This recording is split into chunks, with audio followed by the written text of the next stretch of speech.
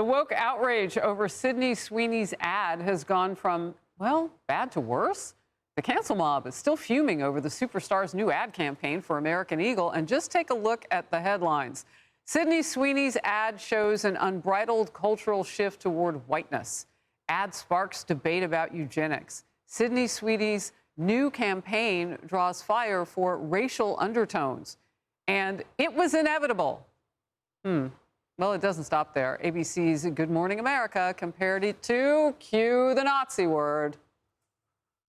We begin with the backlash over a new ad campaign featuring actress Sydney Sweeney. Yeah, the ads are for American Eagle, and the tagline is, Sydney Sweeney has great genes. Now, in one ad, the blonde-haired, blue-eyed actress talks about genes as in DNA being passed down from her parents. The play on words is being compared to Nazi propaganda with racial undertones.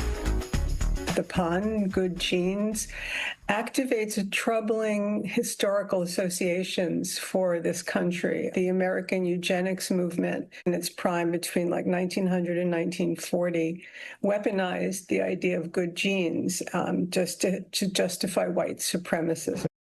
We all get genes from our parents and their parents. Now the White House is weighing in. They have had enough of this woke mob. Trump's communications director, Stephen Chung, put this on X. Cancel culture run amok. The warped, moronic, and dense liberal thinking is a big reason why Americans voted the way they did in 2024. They're tired of this bleep. Kennedy, I feel like this woke mob is trying to lecture us on a lot of things. How to be a woman. How do they do that? They don't know what a woman is.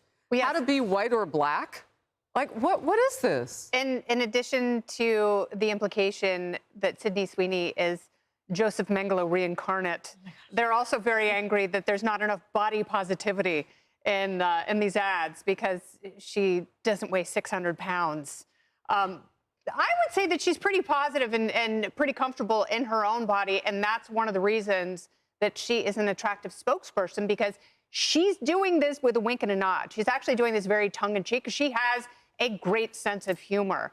And the backlash has kind of helped American Eagle. They're down their stock is down a little bit today, but at the beginning of the ad campaign, at the beginning of the week, they were up over 10%. I think there's a little bit of a sell-off there. People are trying to make some gains, but they knew what they were doing, and they shouldn't shy away from this because the Gen Zers who have been lectured to by millennials, they're eating it up.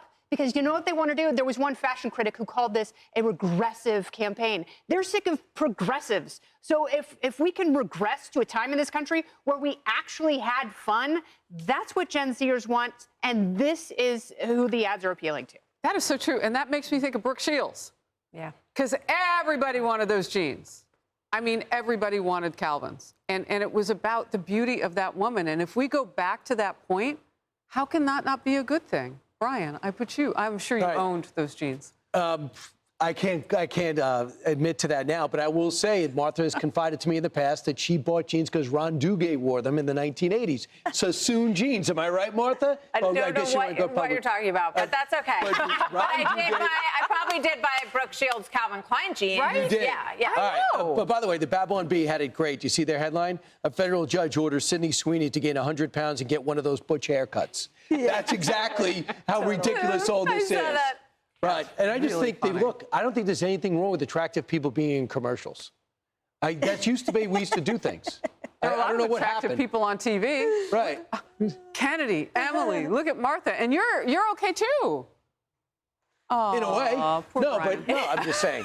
Ron Duguay had a Sassoon jeans, and he was married to Carol Alt for a while. Yeah, do you remember that? Right. Yes. I mean, there is an unbelievable Beyonce ad in Times Square for Levi's, and every time I walk through, it just grabs my attention. It's like this beautiful ad.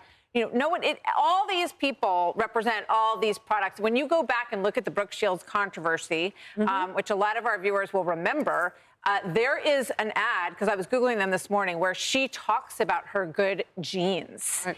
and she talks about genes and how they change over generations and everything. I thought, oh my gosh, what would they do with this ad? They should go back and look at it. But this is genius. All of this is taken exactly from the Cindy Crawford ad. It's taken from the Brooke Shields campaign. American Eagle knew exactly what they're doing. They're getting a ton of attention that they never would have gotten otherwise. I don't know if they stumbled into it with those words or not, but this is this is going to sell a lot of jeans. I'll tell you that. Emily, I just don't know if we want this crowd lecturing us. Yeah, and look, I actually took this, in addition to, I hear everything you guys are saying, I took this as sort of a return to the natural body, to, first of all, an actual biological women. I think that's a breath of fresh air for once. What we are seeing is something that God created, regardless of skin color, of anything. It's just something that is natural. And I think for quite some time now, we've been subjected to a manufactured type of body where money has purchased and, sort of cheap goods have molded women's bodies into sort of being subjected to unnatural, like, sculpting, right? And we saw that with a lot of reality TV and a certain reality TV family that is sort of dominated what a body should look like for women, and it's frankly unattainable. And so to see here what I saw is just a natural young woman, to me, that's what the breath of fresh air was. And I think these younger generations are grateful for that, and also that the ad itself was a breath of fresh air and that it was just simple. And it makes people mad, and that's all you want. Oh, mad about the ad sell stuff. Oh, that's why Trump's like people weighed in. They love this. This is right up their alley. Yeah. And they only wish it would happen next year, closer to the midterms. Because it's the same thing. It's like one of those trans issues. 90% of the country has no problem with it. It's the 10% that created the news. All right, we're going to move. Want even more Fox News on YouTube? Become a Fox News Patriot today. Click join to find out how.